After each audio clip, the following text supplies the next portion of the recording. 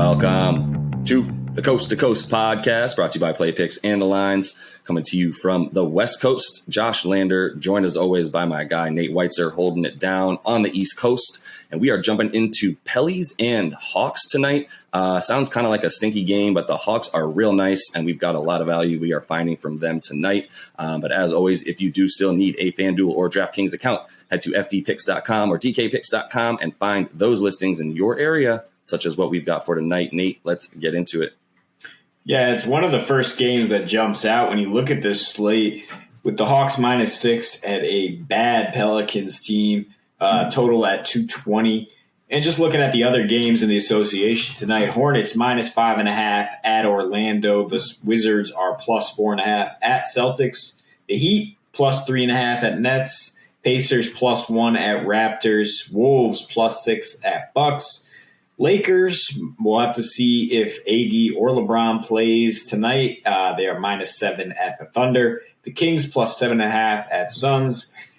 Ja Morant and the Grizz +2 at Portland. And the Cavs +8 at the Clippers.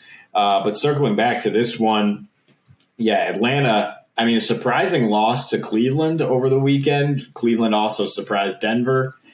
You can kind of throw that one away because we saw them immediately bounce back with that 18-point win over Detroit.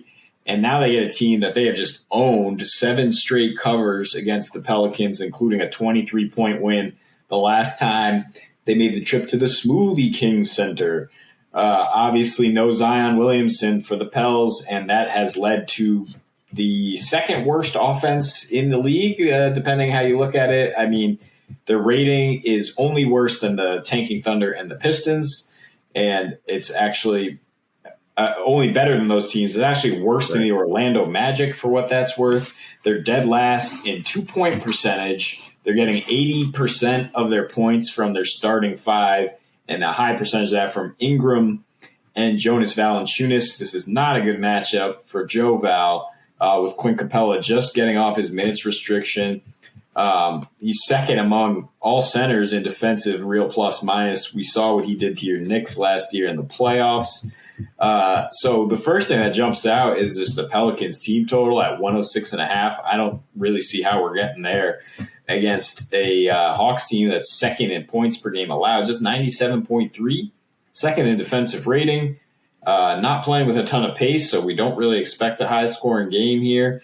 I just don't see how New Orleans is going to get there unless it's a surprising result or maybe an overtime game.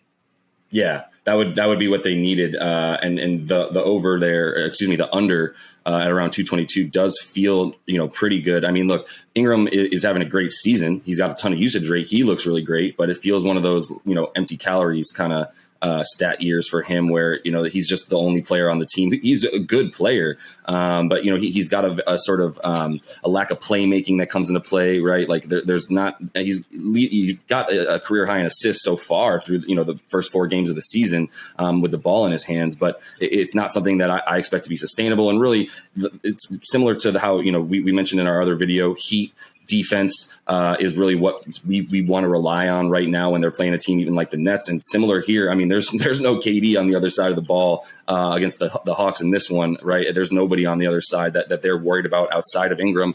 And really their defense is poised for this type of game. To your point, there's no good matchups anywhere on the floor. And you mentioned Capella's defense. You've also got, John Collins, as far as power forwards go. You mentioned defensive real plus minus. He's 6th in the league for power forwards. You've also got Gorgie Dang, who people may laugh at, but he's coming off the bench as another nice big body. He's a veteran center who can play and play defense really well and is contributing to this team. We mentioned at the beginning of the season, we're taking a look at the Hawks over-under win total. I did say a backup center coming to the Hawks was huge for them. And it's been huge as, Capella's gotten back into the rotation with his regular amount of minutes, like you said. And it's someone who's a force and is someone you can't ignore anymore. It was a huge trade that won for Atlanta when they got Capella there. It's been huge for them, and it's going to continue tonight. I also want to kind of eye the fact that the under, as you mentioned, for the team total for the Pellies is my favorite bet tonight, for sure. Like you said, when Joe Val isn't able to just, he's also on a tear right now. He's getting a ton more minutes than he's had, about 17 and 15 or so in their first four. It's very impressive, but it's more empty calories, as we mentioned, against a team that, they're going to be able, DeAndre Hunter's coming back after missing a game as well. They're going to be able to put some points up more than they have. And that loss that was really, really ugly for them on the road against the Cavs, they still only gave up 102. So I think, you can definitely take under in that Pelly's total. I'm eyeing the total under as well. 222 seems way too high for these two teams, and definitely feeling really good about the Hawks as well. Yeah, that's why I think it's been bet down to 220 in terms of the total, but you can still parlay the Hawks and that total for about plus 150 odds, which I like a lot. I mean, as much as confidence as we have in Atlanta in this matchup, 6 points on the road can get a little dicey when you get down to the game and the foul shooting. So I would consider buying a few points, teasing this down maybe to -2 with another game, or taking that parlay because the Hawks are winning on defense right now. I mean, they really have since Nate McMillan took over.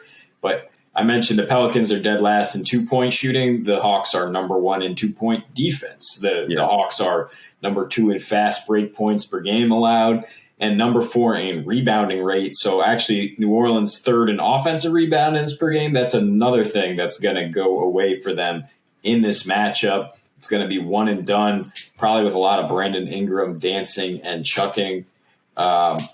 And that's why they've gone under in 6 straight home games and in 3 of their 4 games this season. Yeah, they're just not doing enough on offense to get over those totals. And the Hawks, they haven't necessarily erupted on offense yet, but they are absolutely capable of winning this game, even if they only put up about 106, holding the Pels under 100. Yeah, and that's why this is one of those games that we're really looking at that team total for New Orleans, because if one team is going to go off on offense tonight, it's going to be the Hawks, and they could spoil, if they get up to about 115, they could spoil, that under at 220. But still feeling really good about the team total under for New Orleans. So I think that's my best one tonight. But that is all the time that we have for this one, Nate. Make sure you are liked and subscribed to that page. Looking to continue to roll on this NBA season. Feeling pretty good about some of these games we've been able to pick so far, even though in the early going, things are still a little bit unknown. I think we can definitely bank on the Hawks being very good and the Pelicans not being very good this year. So feeling good about that game tonight. And we will continue to roll on until we see you guys again. Happy betting.